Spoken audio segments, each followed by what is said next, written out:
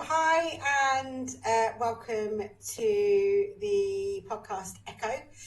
I'm going to err a lot, so I'm going to apologise for that in advance. So this is where we are going to chat about other podcasts and ones that have really resonated with us. And I'm kicking this off. I've actually been listening to a lot of Lewis Raymond Taylor's podcasts recently. In fact, I think I've pretty much listened to all of them now. And they all really resonate. And I think they all really resonate because they're all about adversities to assets. And they're all about how, you know, you're turning the crap that's happened to you in your life into something positive, which is something I know a lot about. So this one particularly resonated with me quite considerably, but also it's one that I think throughout all of Lewis's podcasts, he mentions Dr. Demartini. He comes up quite frequently. And it's really weird, and I know there's a name for it, but I can't quite remember what it is. But since I've listened to this podcast with Dr. Demartini, I've heard his name a lot, in a lot more places than I had ever done before. And there's a thing for it where you hear something, and like, you know, if I mention a pink car and you never see any pink cars, you can guarantee because I've mentioned a pink car, you'll start seeing pink cars. So this one is from the 14th of April, 2023.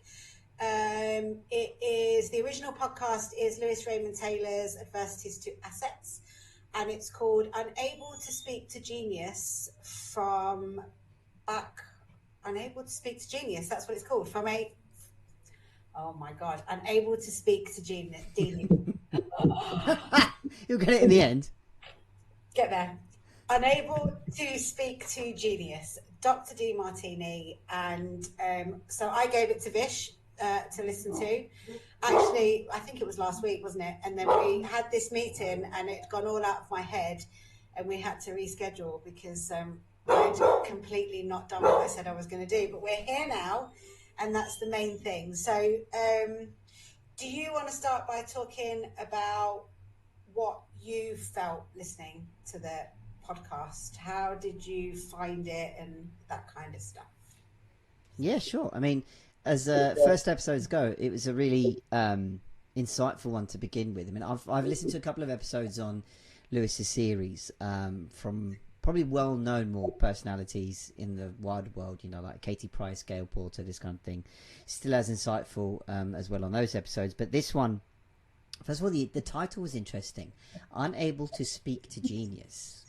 And I thought, well, I wonder what this seems to be getting at. Is it indicating that we have genius inside us, but we're at the moment not able to tap into it?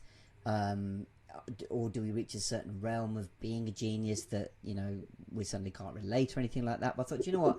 Let's just give the episode a listen and see what I make of it, because essentially that's the point of the show. It's not about what was said, it's about what you hear. And for me, there were so many points, and I've got a whole phone load of points that we'll try and cover across the show, where, you know, whether it was a story, an analogy, an example, you know, it made me recall part of my own journey, you know. And the first point that came up for me at the beginning was he was talking about the idea of how judging other people or judging others is inauthentic. Now, he was coming from the perspective of redefining the soul, which was, he used a clever little acronym of soul, of state of unconditional love. Yes. Now, I know that might sound a little bit airy-fairy to some people, but I guess his perspective was that when we can reach a place where we're free of judging other people. Yeah. Now, whether you think that's, you know, an old principle and it's like, yeah, you know, that's easier said than done. It's true. A lot of what we encounter like this is not difficult in principle. So when we say, you know, try not to judge other people, then we're like, yeah, that's easy enough to do. But to practice it is the real bit. That's where we all probably are guilty of going, oh, I can't be bothered with that. And it's just too tempting to just be judgeful of someone. But when he was talking about the inauthenticity of it, leads to the exaggeration and the minimal state of self. I think that was a very key point that you first made there, was essentially, it's what I call you reflect what you project. So when you think you're judging other people, you're actually judging yourself. And that actually comes back to the point you made at the very beginning about the pink elephant. That's from the world of NLP, I remember, where it's essentially saying your subconscious and your system can't negate negatives. So if you say don't think of something, You're going to think of it. and you'll think of it. I Same thing think, here. It yeah, can't discern when you're judging someone. It's like, oh, you must be judging yourself then. that's the thing in it. And I now I'm not just saying this. This is absolutely genuine. I started to realise quite a while ago that if something about someone really bugged me, like they really got under my skin, what in that was I see? What in that was myself? Like, Yeah. and I'm genuine. I genuinely mean this. Like, there are a couple of people that I'm actually quite close to that I kind of see and I don't see, and I go through phases seeing them quite a lot, and then I don't see them very often. And sometimes they just really get under my skin, and I genuinely had to stop myself and think, hold on a second, they're getting under my skin for a reason, because they're rubbing against something in me that rubs against them. So this is a reflection of me. Now, what is it in me that, do you know what I mean? And Yeah. actually, What's it getting at? yeah, genuinely, once I figured that out, I found a lot of peace with dealing with a lot of people that used to absolutely rub me up the wrong way. And it's such a valid point. Like, if someone really, really irritates me, it doesn't happen. Honestly, it really doesn't happen very often anymore. If somebody really, really does irritate me, though, I just look inside and I can. It's weird, and it doesn't happen overnight. It just kind of like falls into place. Like, well, hold on a second. What do I do that's like that? Or oh my God, I must be like that towards other people. So some people might have heard that and go, okay, great. How do I start that? How do you get into that practice? Because you're right. It is the same. It is take a moment and then go, right, what's it actually getting at inside me? But how does one start with that, do you think? I think when you learn to be present, I think when you learn to be in the moment, because I think not before, when I used to get irritated by other people, I would get irritated and then move on. And I was never really present in the moment and actually looking at what was really going on. It was almost like skimming the surface of the situation rather than being present in the situation. And it was once I started being much more present, like, it doesn't happen overnight. It happens gradually. The first thing that I had to start being more mindful of and being more present with was stopping worrying about what was going to happen in 3 days' time and what happens if that happens, because I can't control what's going to happen and I'm not living there. So that's just ruining today. And do you know what? I'm not a prisoner of my past anymore. And so I refuse to, let that stress. It did for a long time, but I refuse to let that stress me out and hold me back and stop me from doing the things that I want to do, like, this and whatever. And I think when you learn to be present and be in the moment, you learn to look at things from a different perspective. And I think, I'm not saying it is that easy, but I think that's one of the very first steps to acceptance, is being in the moment. Like, now, I'm here in this, and we're talking about this, and we're talking, and I'm not thinking about anything else. I'm present in this moment, and I think it's important. You have to be really strongly planted in what you've got going on. And I think once you do that, it changes everything. It changes how you look at people, how you look at situations. It reduces your worry about the future. It reduces your stress about the past. And I think that's probably the first step to changing that. 100%. And the fact that we're talking about acceptance as a first starting block is indeed it. So when it comes to whether it's emotions, your states, whatever it might be, it's giving yourself the opportunity to go, okay, the future is something that hasn't happened yet. The past is something that has happened, neither of which you're in control. And again, it might be something you've heard before and you've readily dismissed it, go, yeah, whatever. But it's that practice to us that turns it from, this hearsay to like, okay, this might be actively helping me here. And, a phrase I learned during my journey was the idea of things are simple but not easy. What a lot you hear on these shows is not rocket science. We're not going to uncover some new revolution that's going to change everything. These are things that are probably hidden in plain sight and probably spoken about on these shows from the wide range of guests and people that are on there.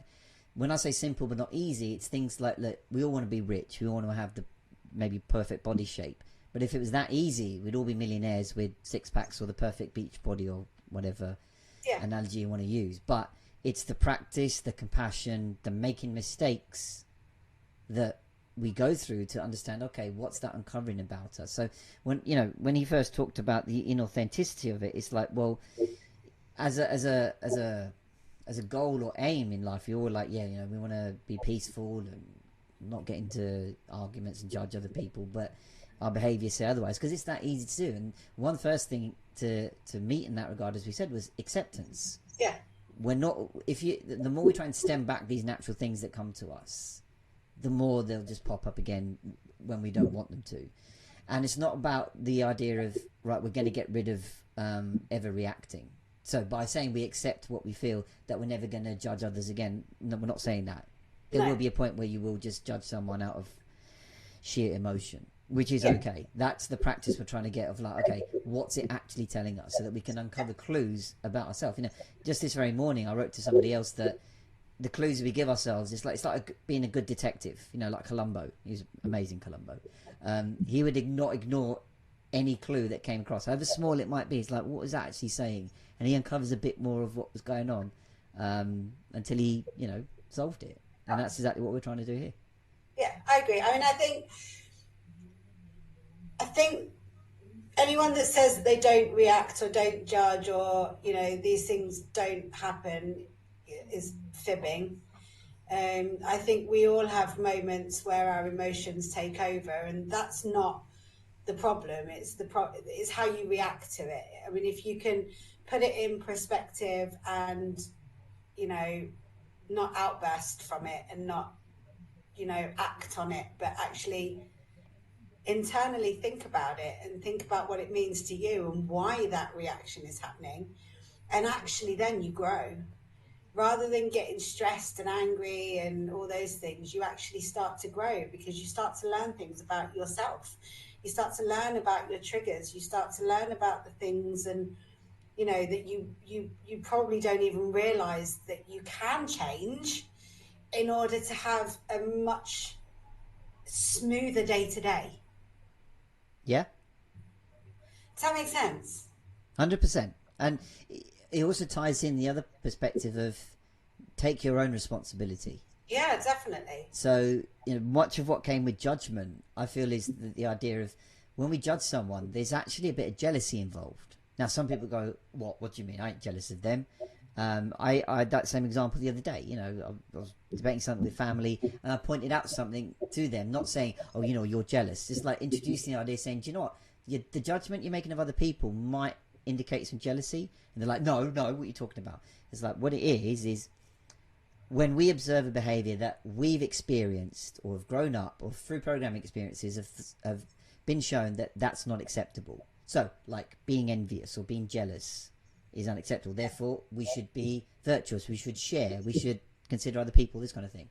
So we're like, right, it's not acceptable to be jealous. And when we see somebody else exhibiting behavior that makes us jealous, that's what irks us, saying, I'm trying so hard to suppress this natural feeling of jealousy or greed or whatever, yet you're wantonly displaying the behavior that I'm repressing. So the jealousy comes from, how come you've got the freedom to exhibit your natural emotion freely, yet I'm not?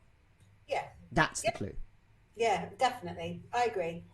I think there was a lot in this podcast that really resonated hugely.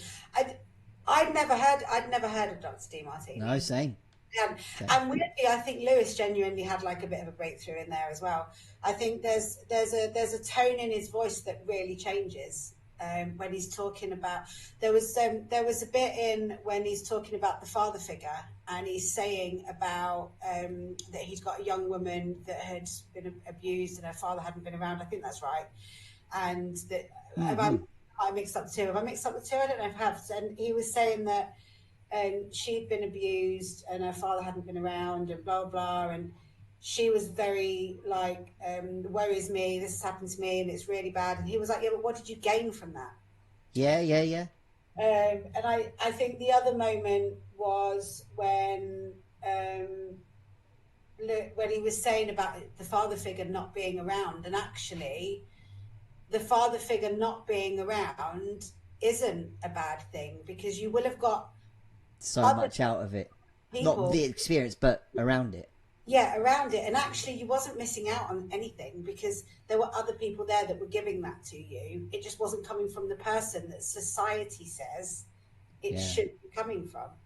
And I think that kind of, I think that was a bit of a breakthrough for me, because my real dad hasn't been around. I've got an amazing dad, but my actual biological father hasn't really been around. And for a really long time, I was kind of really cross about that.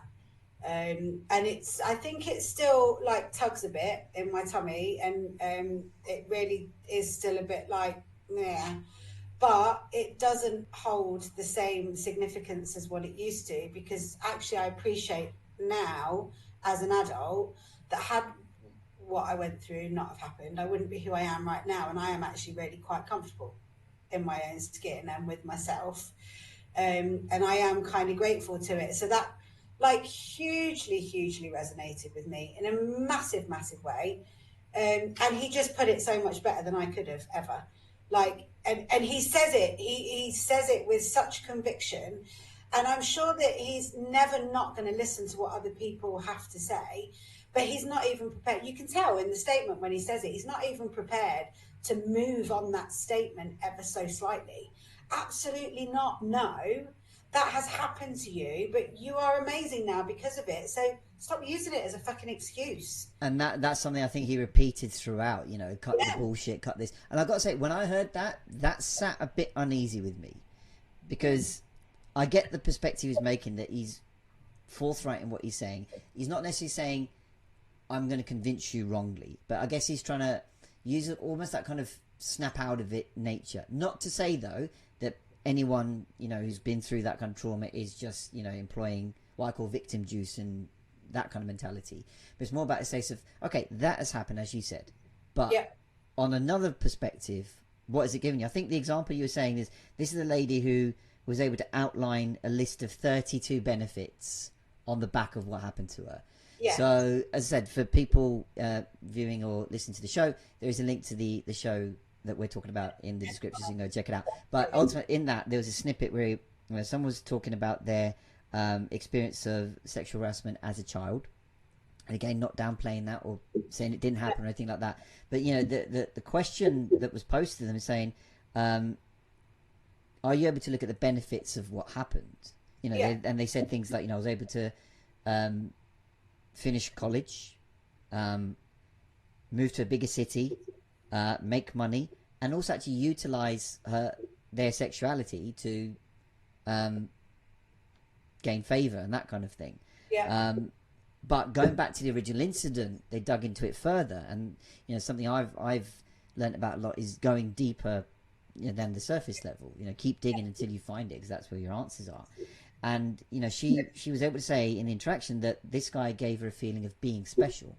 Yeah. Now, again, you know, there is a fine balance between, you know, what is special and what is, you know, going into, you know, the darker side of things. But she mentioned that, you know, her parents weren't around when the guy started giving attention. She didn't necessarily fight back against him. And I guess you could view that as a sense of you're meeting your core human needs of, you know, connection to others, significance and ego. But ultimately what she's not done so far is give herself credit for finding that survival mechanism that's worked for her. Now, again, those terms like survival mechanism and meeting needs, you know, might strike a lot of controversy in people going, hang on, this sounds like a very suspicious, dodgy case. And yeah, look, we don't know the people intimately and know the stuff, but we're just going on what was shared. But that's perspective or way we can use whatever incident we've got in our lives in the very same way. We can distill it down to, what is this behavior, feeling, state, emotion? What needs are they meeting?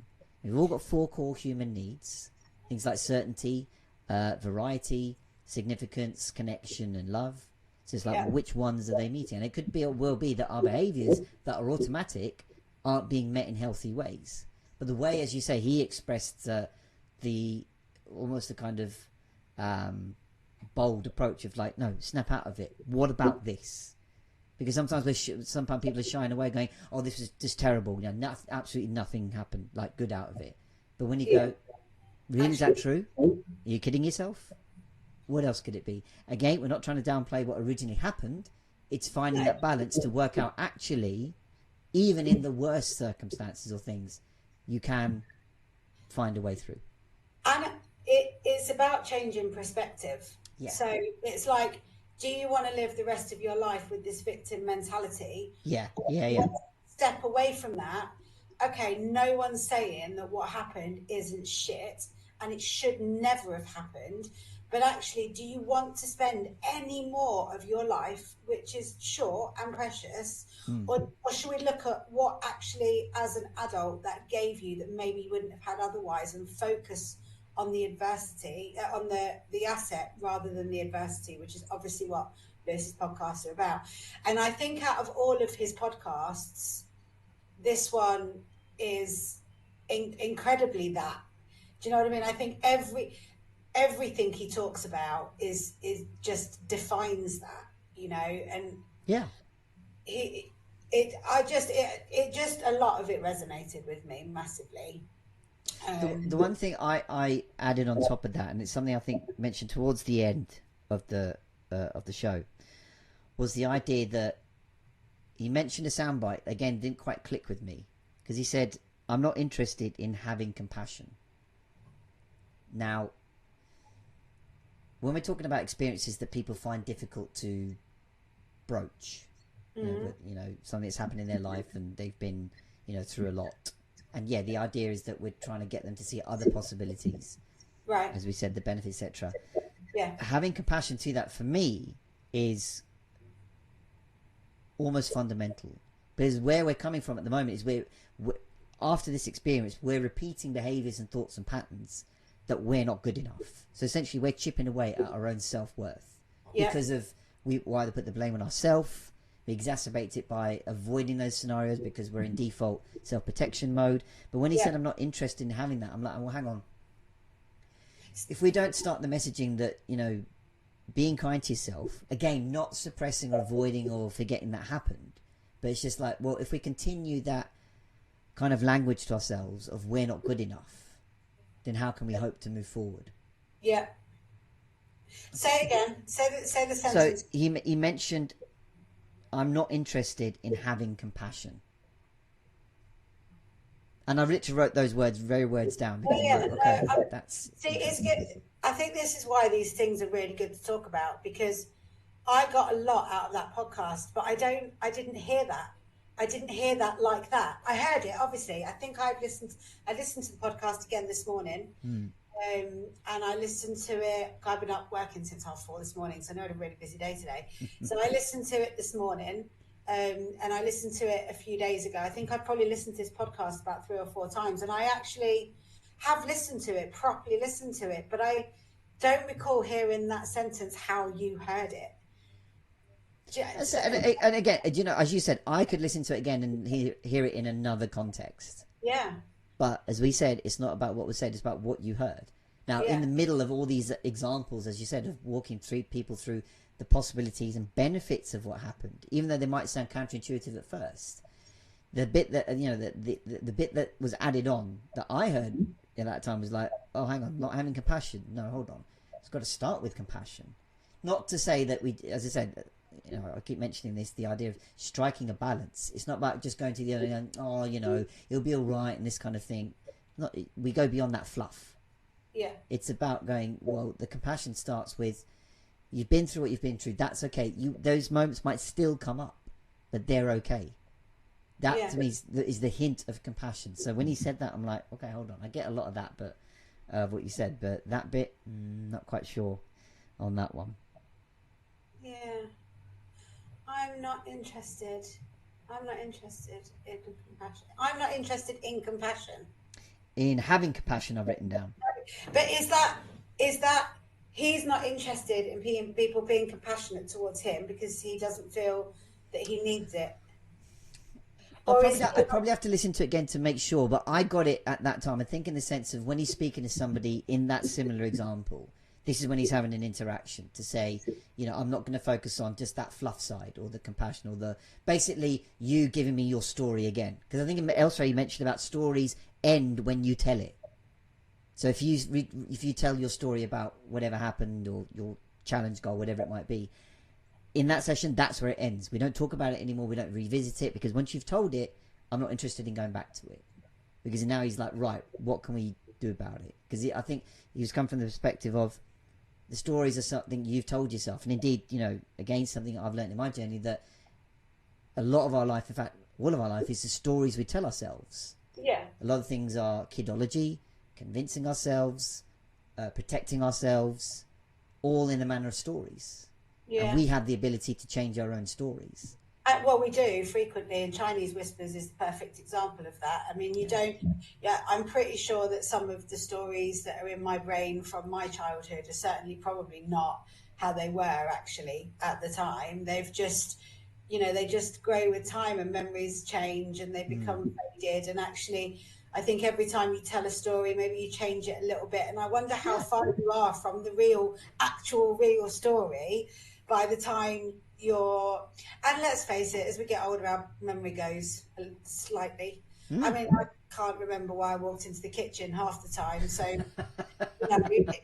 it makes you wonder, doesn't it, how much of what we tell ourselves that's happened to us in our childhood, or these stories that are in our brain that have shaped us as adults, are actually how close they are to actually what really happened. 100%. And, if we're going deeper into the, space of neurology and this kind of thing, people talk about the subconscious and the brain having active filters to filter those impulses that come into us, because everything we experience through our senses are just electrical signals.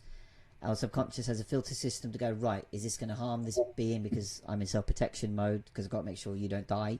So it's like, if that memory is harmful, then it will repress it down. But at some point it will bring it up to go, there's unresolved shit here. Do you want to do anything about it? And you're like, no, I'll put that away. And we put it away again. Yeah. So it's all intertwined with how we tell each other. And as I said, a lot of the times we do embellish stories, make excuses, tell long tales to, again, boils down to the core need of significance. When you tell a story, people listen to you and you feel heard. Yeah. But, I guess what Dr. Demartini in his episode was trying to enforce the point is, that's all well and good, but I want to very quickly get through that. My time together with you, if we're working, is not about you just telling stories and employing that victim mentality or blame culture. It's like, right, tell it, move. Yeah. And that was the kind of, I think, sort of forthright attitude he was having throughout of, and that's why I think his examples were quite stark in that, saying, even those really difficult to hear examples, even stuff comes out of that. So, another angle where it was very profound, I think. I found agree totally. I don't know. I'm still. I think I have literally listened to it about 5 times, and I'm finding new little bits in it. That was as with any good episode of anything, right? You watch it again, you're like, oh yeah, it's that bit I missed. And the notes that I've written are completely different to the notes that you've written. Probably. And it goes absolutely to show that people hear different things, and it's not just about the words that are spoken, it's the tone of voice, it's the feeling you get from what's being told. It's amazing how 2 people can listen to exactly the same thing and have such opposing opinions on what's been said and their meanings. And I think this is why I wanted to do this, because I know what I heard and I know the things that resonated with me, but I don't think I've ever quite been in a situation like this before, where I've listened to something that's really profound and had someone to discuss it with, that, like to bounce off. That's what I personally find that's what the best shows that I consume are about. Many of the podcasts I listen to are from the music and sport angle, but when they're people that you enjoy listening to from previous experiences or the breadth of their knowledge or tone, as you say, it's like, right, you just have to see the title or people and go, I'm listening to that. It can be whatever subject, but that these are the people I want to listen to. Why? Because they might resonate with you. As you said, we may introduce elements of confirmation bias, so there's that involved, but it's the language of people, the tone, etc. And the beauty of what you said is we can apply this not to just podcasts, but we can apply it to our lives, even to things like, you know, tastes or matters of opinion. You know, we often clash with people, I should say, on my opinion's right, your opinion isn't, and we put our self-worth to ransom within that. Yeah. And the way we can stem ourselves is going, okay, do you know what? I employ this technique called maybe you're right, which we'll probably go into another time. Yeah. But coming back to this podcast, I just wanted to ask you, though, do you remember a point where he said, nothing is missing, it's only perceived to be missing? Yes. So this what do you think? Yeah, I agree. And it really actually got me thinking, and probably in the nick of time, and I'll explain why in a second. So yeah, I do agree, because as I said, I felt really bitter towards the fact that my biological father wasn't really ever around, and me and my half sister, who I love dearly, she used to talk about our dad, and I used to say to her, we've got different dads, and she'd be like, well, what do you mean? And I'd be like, well, he does not treat me like he treats you, therefore he might be the same man, but we do not have the same dad. Now, I've spent quite a lot of time not feeling bitter, but just feeling like a sense of, well, why didn't I have that? But actually, I have had that, because my mum married my dad, an amazing man, when I was 12. And actually, I've probably had better than I would have had. And actually, I haven't missed out on anything. It has been exactly there what I needed. And I've been so focused on the fact that society says that my biological father should be the person that gives me that care, that I've almost negated to recognise the fact that there has been a man in my life that has been giving me everything that I've needed and more. And actually it means twice as much, because he isn't my biological father and he hasn't had to. He's done it because he wanted to. And I probably wouldn't have got that level of care and love if it had come from my biological father. And that hit me, because it hit me, and almost instantaneously, everything about how I thought about that situation changed in me from that podcast. Fuck moment. It was a massive oh fuck moment. And that doesn't mean to say that I don't appreciate my dad, because I do, and I love him, and I tell him I appreciate him, and I know how much of an amazing man he is. But actually, I still held on to that little bit of internal regret of what if. But that has gone, and it's gone in the nick of time, because my biological father's sister, out of the blue, messaged me on Facebook last night, and I haven't heard from her in 15 years, basically saying, "Oh, how are you? Don't be a stranger." And I just thought, it did give me a little bit of a knot in my stomach, I'm not going to lie, but that's because of previous history of them something's coming out of your shadow. Dipping in and out of my life when it suits them. And as soon as my life gets difficult because of my mental health, they all go, we don't want anything more to do with you, off you go, because you're erratic and you're emotional. I told her that I was bipolar, and she went, oh, I'm really sorry. Don't be sorry. Half my battle was finding out what was wrong, and the rest of my life is pretty good right now. I've got like a thriving little business. I've got 2 beautiful dogs. I've got a lovely house. Please don't be sorry. I wasn't telling you because of that. You asked me how I was, and I'm telling you what I've been through. And I think this podcast in particular made that much of a difference to me, that it completely changed how this whole situation with her and my biological father have impacted me, and would have considered. I mean, it caught me off guard. I was in the middle of a Zoom call last night, and you could absolutely see the look on my face. Well, to you, yeah. Yeah, like I had to log out. I had to go. I've got to go, because I couldn't. My brain just went. And it took me a minute, but I did compose myself, and I really thought back to that podcast, and it's massively made a difference. I mean, it made such a difference, I've not even mentioned it to my mum, whereas normally I'd be like, because I ring my mum and dad every morning and when I'm out walking, and I talk to them as I go off, and we have about 20 minutes in the morning where we chat, and then I video time them later. But I've not even mentioned it to her, and not because I'm not mentioning it, but because actually it's not impacted me that much, that it's been in the forefront of my mind when I've spoken to her this morning, which is amazing for me. It's a massive breakthrough. It's not even just an old fuck moment. It's like a moment of momentous magnitude that it's taken me 46 years to get to. And in a 1 hour and 11-minute podcast, I had the biggest breakthrough I've ever had in my entire adult life. So that's why I picked this one, because it really has been massive for me. Huge. That's really well put. I mean, as you said, we don't know what we'll be inspired from when we do click play on the podcast. We know we'll probably enjoy it because, as I said, of the people involved or the subject. But that's the beauty of this medium in particular, where you could be absentmindedly doing something else or anything, and then they start to tell a story or a line that grabs your ear, and you're like, okay, and you work your way through it, and then it's like, okay, wow.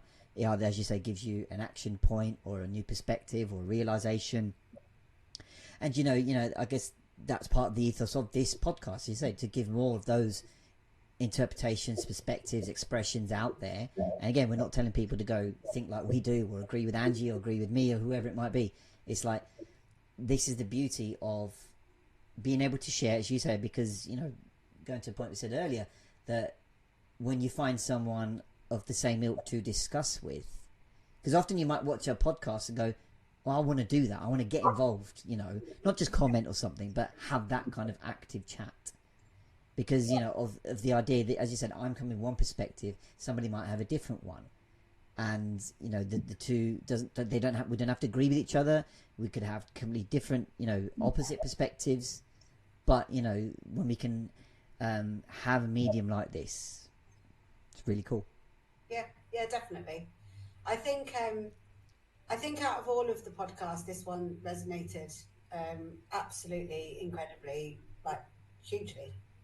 So what did you make of when he said, or the question was put to him by Lewis, of how do we convince skeptical people? Because I guess we open the show by saying that you might hear a lot of stuff or language on these shows that go, really, I don't know, fuck that, I've heard that before, that's just hippie mumbo jumbo or whatever.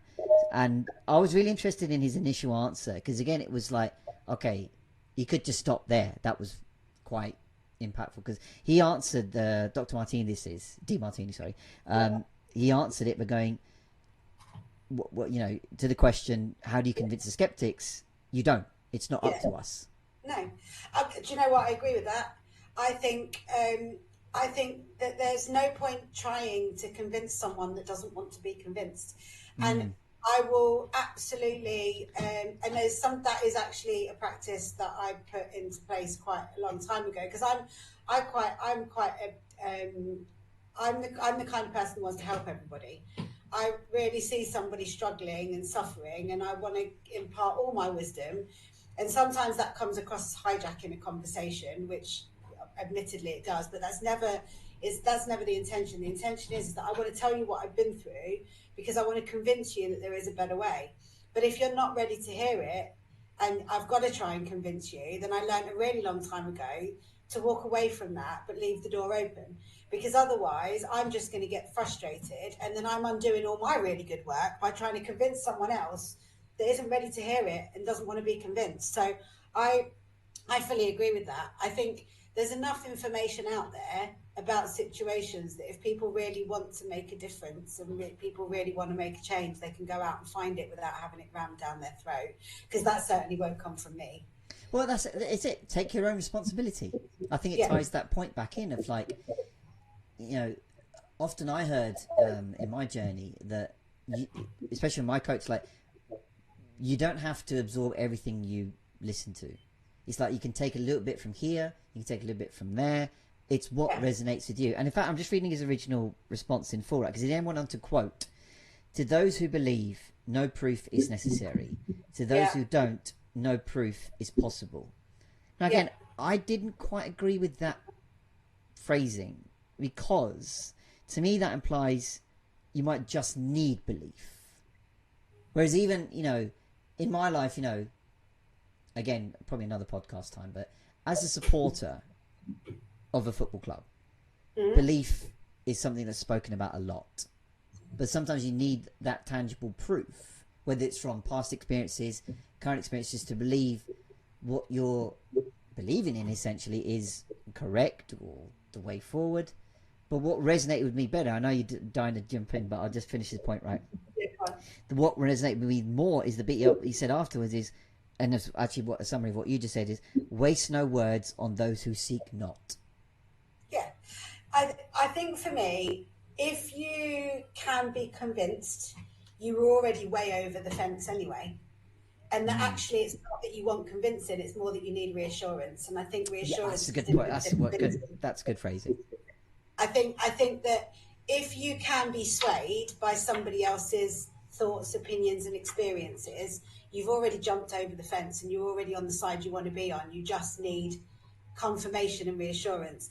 I think if you're truly sitting on the fence, no one's going to tip you either way until you've made that decision. It's like when people come to me and go, I don't know what to do, should I do A or B? And I'm like, right, flip a coin. And if you get A but you wanted B, you'll be disappointed, and then you know. And if you get A and you're happy, you know that that's what you want. Oh, so very good. Yeah, so genuinely, I think if you can be convinced, you've already made a decision. You just need reassurance. And if you're trying to convince someone and they won't budge, just leave them to it. Eventually, they'll fall in either one direction or the other, but they probably won't be happy. And actually, it's probably a lack of knowledge, the reason that they're sitting on the fence. I like that. And a natural extension that I got as well from that was that when it comes to our own changes, we started with the idea of acceptance. But I also say that in terms of a trait, or a couple of traits I should say, I say it starts with courage and want. Because to make the changes that you're asking for is actually asking you to be a bit more courageous than you might initially think. Because, as we said, we tend to sometimes phrase what we want in two ways. First, we say, I don't want X. Now, like we said before, our brain doesn't compute negatives. So if you say, I don't want to be fat, your brain goes, you must want to be fat then, because I don't know what don't means. Yeah. So, you're right to do that. Or you phrase something like, I want to be rich, I want to win the lottery, I want a massive fling, a goal. And it's like, well, okay, what does that look like? I don't know. And the minute it might get a bit too hard, you're like, oh, fuck it, no, I'm never going to get there, and this and that and the other. Yeah, you can't be asked. So you've got to have the courage to go, okay, look at the answers deep inside. Sometimes we say what we want, but it's not what we actually want. No, I agree. This isn't some like Matrix trippy idea. It's more like, it's just to ask yourself, do you actually want what you want, or is it because somebody else wants that for you? So you've got to have the want. And then when you couple that with the courage, it's like, to find the answers, you have to, may have to go to some dark places. I saw a quote the other day from another a book, I think it was, the treasure you seek is in the darkest cave that you don't want to go into.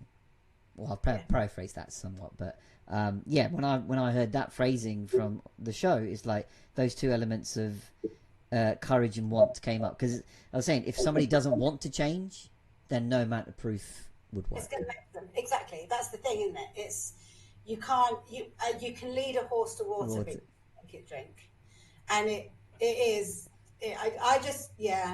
I completely agree with Dr. Demartini on that. I think if somebody, there's no point trying to convince somebody to do something. They've either already made up their mind and they just need reassurance, or they're not going to budge. And I do agree. I tell you what I would like to talk about, and something that I'm quite passionate about on this podcast, is his Dr. Demartini's childhood. And, yes. Okay. Lewis likening it to Forrest Gump. Yeah, with his like braces, right? I do a little cleaning job, and just to get me out of the house, because otherwise I wouldn't leave. And when I'm doing my little cleaning job, I put my headphones in. I listen to podcasts, because it's like an hour and a half of cardio workout and meditation for me, or learning. And I've not got the dogs around. I'm not in my office. No one's ringing me because they know that I'm busy for an hour and a half. And it's like an hour and a half for me. It's great. And that did make me chuckle. But also, it really, really, I am absolutely passionate that our education system is flawed. And this whole conversation, and please go and listen to it, and I know we keep saying this, but the link is in the comments below or above. I'm not sure where it's going to be, but they're going to be there. is he said that his primary school teacher, which is I don't know what I can't remember what it's called in America, but his Elementary school, isn't it? elementary school, yeah, his elementary school teacher said that he would never be able to read and he would Yeah. never be able to write, and he was never going to amount to anything. And he's one. I think he is the world's leading. He's read more books, like 3,500 books or something, isn't he? Loads and loads, which is impressive in itself. But I feel very passionately, and I got onto this subject with the lady that I did the other podcast with. I feel very passionately that our education system does not work. I think that we group people, that we group our new humans that are learning into age groups, regardless of how they learn, how advanced they are, what they're good at, and actually work to their strengths and weaknesses. We just assume that, okay, you're 12, you're going to learn exactly the same as every other 12-year-old, and we're not even going to look at how you learn best. And if you can't keep you interested, then we're going to call you a troublemaker and kick you out of school. It's a factory. Instead of finding a better way. It absolutely is one of the things. I remember getting called into school when my son was young and being told that we think he's got issues with learning, and me going, right, no, hold on a second, time out. He hasn't got issues with learning. He's just not interested in the way that you are teaching him. Do your jobs and figure out how best to teach my son. And if that isn't exactly the same as all the other children, don't put us to one side and say that he's... And actually, we were right. There was nothing wrong with him. He was just bored because it wasn't working the way that... I need to write stuff down. For it to stay in my brain, I have to put pen to paper. Typing's all right, but it's not the same as writing it down. It's like my fingers go directly into the part of my brain that makes That's me exactly there's studies on that.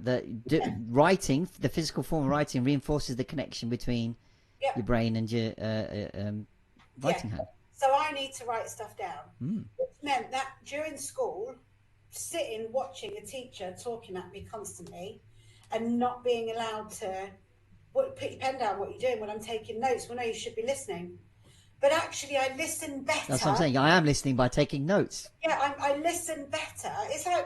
It's the opposite of when my mum used to say, I need to turn the radio down so I can concentrate and drive. Do you know, all these little things that we do that heighten another sense, for me, and school just doesn't do that. And we don't even teach the right things. How do we learn about managing our money and... Exactly. I was exactly going to say that we need. And I think Dr. Demartini is the absolute pinnacle of an example of how wrong they fucking got it. Simply.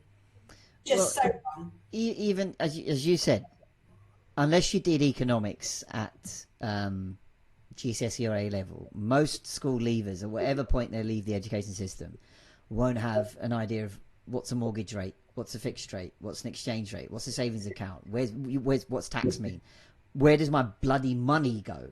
Yeah. Now people go, yeah, but you just pick that up along the way. Well, not everybody's got the same access to that kind of knowledge or experience. The people say just learn off your parents. As I said, not everybody's got that equal means to do it. Where we do have the means to get that equal information is when we're all together at school, for example. But even away from like economics lessons, what about things like emotional development, social lessons? Now again, people are going, fuck that, that's airy fairy shite, isn't it? But I remember, we're talking late 90s. We had 1 hour a week, which they called, what was it? The acronym was PSHE, so it was something like personal, social, health education or something like that.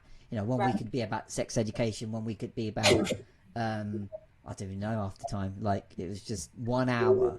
And then you wonder why people then, don't have an idea when they leave school again about emotional development. Because obviously you leave school at an emotional, an age where, a lot of emotions and things are going on. You're a teenager. There's all sorts of, things happening in your space. So you leave without being, as you said, armed with anything. When I was at school, the girls did cooking, home economics. That's it. Yeah, going back in further, yeah. The boys did woodwork. and well, it is quite a bit further, to be honest. And it was very divided, and there was no economics. There was none of that. And I mean, obviously, education's come on a little bit since then, but it's still, education is still based on a system that was invented God knows how long ago. It has never been changed, and we live in a really different world now to Yep. what we used to. And there isn't. I was saying to Zara in my previous podcast, which we were talking about neurodivergent children and in the education system. And actually, it is incredibly common now to have probably 3 or 4 children in a class that are neurodivergent. Yeah. But it's still not catered for. It's still not considered an everyday thing. Why? Because it doesn't make any. I think across the board, the education system is just failing our children. We need much more emotional support and better tools to handle the gravity of life now with social media and all. It's just yes. Well, one thing that came up from that podcast on that point was when he talked about. Do you remember the history test? Where the results of he revised for ages, and they put the results up on a board, and he was looking towards the top for his name, and he was at the bottom. He got like, I think the rest of the class averaged 60, 70. He got like 27, I think, and then he ran off crying. Yeah. Because and I thought that very practice itself is literally icing it to like, here's all your self-worth pinned on the board for everybody to see. Yeah. Not like, I remember, when we got my when I got my GCSE results and A-level results at school, they gave it to you in an envelope. Yeah. And you chose to either stay there and open them with your mates or go home. I would always go home and open them, not for fear of what was in there, or because I was pretty confident what I'd get. But it's just the whole, why make a show out of it? Because let's say it didn't go right. It's like there is a part of you going, wait, why am I why is my self-worth being put up like this? So whenever I encounter a system that like goes, right, here's all your efforts put up for everyone to see. Now, most of us would not have done the work at that point to go, do you know what, it doesn't matter what I share. Like if I got X in a test, fuck it doesn't matter. Yeah. Not in a flippant, non-caring way, but more kind of like my self-worth is not in that test result. But the fact that he went like, I did all that work and I never amounted to anything, and repeated all that stuff about I never he repeated what his elementary school teacher said to him: you'll never read, you'll never write, you'll never amount to do anything. And then he got that emotional support from his mum, which I thought was a really touching point that he went on in to talk about after. Got quite emotional a few times. He did, didn't he? He really did. He really did choke up, right? He really did. But I just thought, like, one example in my space that I've seen recently is really, really cool. Is one of my cousins, his daughter, she just graduated from A-levels. So, if you're listening to a non-UK country, that's like high school, college, that kind of thing. And, instead of taking the tried and tested route of going to university for a degree, she's now doing an apprenticeship in computing. And when we all first heard that, it was so interesting to see all the reactions from everybody, because they didn't announce it like some big, affair, but like, when we all got together, it's like, oh, she's off to do this apprenticeship, and suddenly you just hear that word apprenticeship, and everyone's like, what? Not a degree? What's going on? It's like when you've learned more about it, it's like, no, she's really good at like coding and like interested in it. She thinks she'll do well. I'm like, that's exactly it. Brilliant, great for her. She's able to do something she enjoys and that she's good at. That should be it, really. Yeah. But people are like, what am I going to earn out of it? Fuck that. Not to say never think about it. Of course, there's certain decisions you might need to make. Now, like if you want to be a doctor, you got to have all the complementary A-levels and education credentials, etc. Yeah. But just boil it down to, right, you as a person, what do you enjoy? And then what do you think you'll be good at? Just start with that. And don't listen to what the education tells you. The education system tells you what you're good at.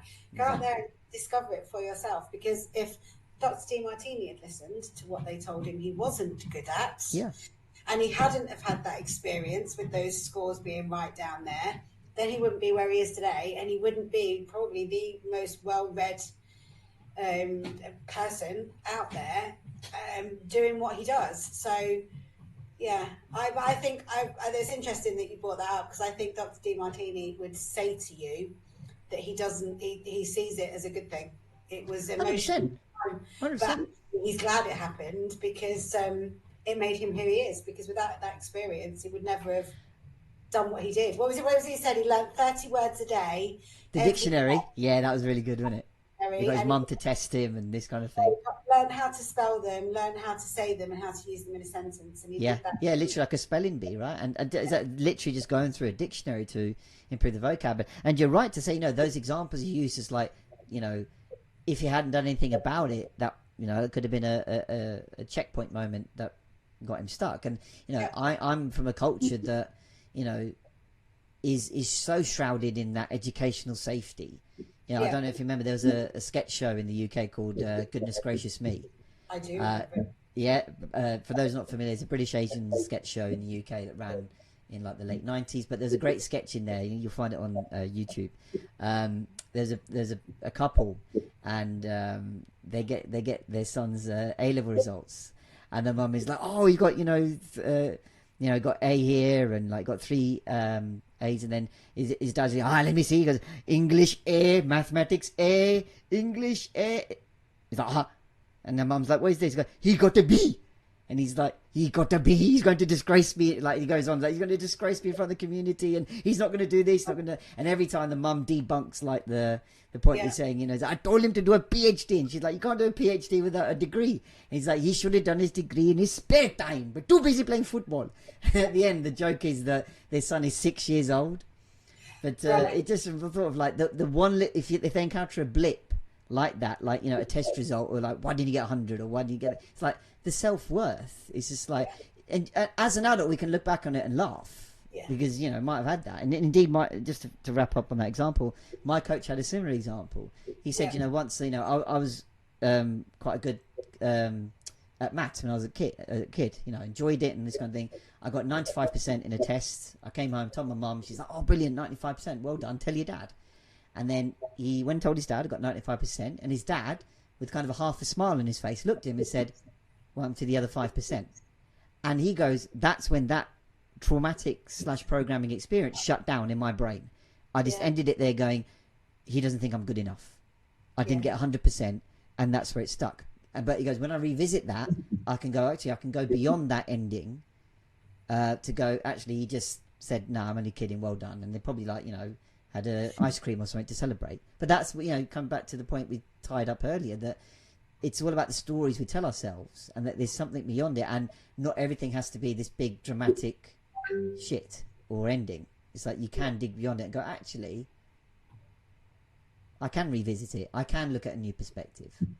Yeah, I agree. I mean, look, I think there's so much in this podcast, and I think what time are we on? Just out of curiosity. We're coming up to the hour. We are. There's so much more I would love to discuss from this, but I'm very aware that I was sensing that it was about that time. But it's definitely there's definitely a lot in this podcast. I don't think another hour we could probably cover it all, because obviously there's a story about a guy that shot his best friend. There's a story about how you lose accountability in your own life when you get infatuated by someone. And oh my God, I've got a story about that. Do you know what I mean? There's so much in this podcast. It could probably do with being revisited at some point. Absolutely. And as we said before, that's the beauty of it. Sometimes you'll hear something and you get a completely different meaning out of it. So you'll hear something that you missed the first time and this kind of thing.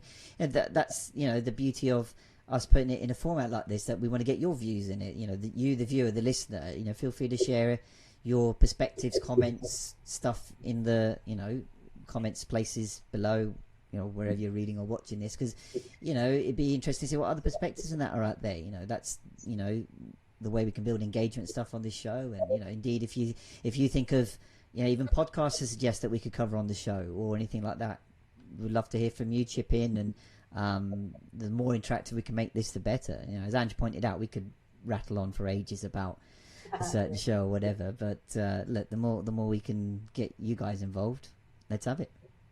And I think next time it's your turn. I chose this podcast, so it's your choice. It is, yeah. I've got a good one in mind. It's someone that it's going to be a back say again.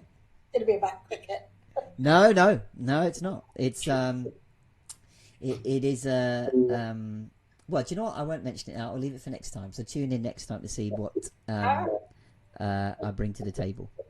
Yeah. Okay. Well, thank you for your views. Totally different from mine, which I'm glad. I was expecting, and it made for a really good conversation. So, yeah. Until next time, we will catch you then. As always, nice one. All right, catch you later.